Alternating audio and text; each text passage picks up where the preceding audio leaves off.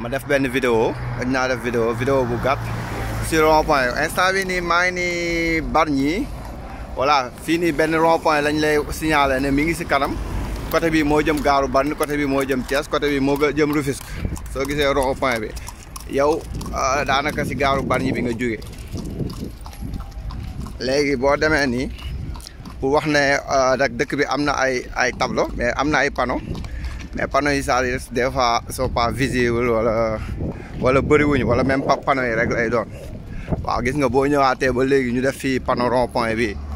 kon donc rond point bi dañ ko def panneau rond point dañ ko def dans 100 mètres 150 mètres donc boo taxawee fee di nga seen rond point fi sareet bi di génnee waaw léegi rond point baa ngi nële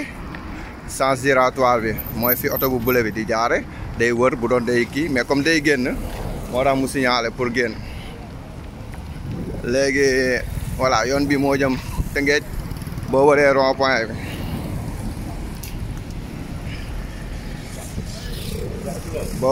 point bi si nga jëm Thiès bi donc maa ngi nii voilà oto yi bu yi jëm Tëngéej duñ dugg si rond point bi dañuy ñëw rek génn sortie bi oto yi jëm Thiès ñoom ñooy wër rond point bi feet am na sortie pour dem si gare bi gare baa nekk noonu gare routière bi donc mooy terre bu pareegul bi waaw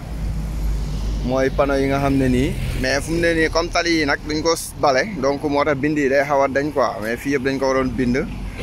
comme fii nii da ngay perdre kii boo doon génn fii da nga war a perte priorité oto yi jaar ni ñoo am priorité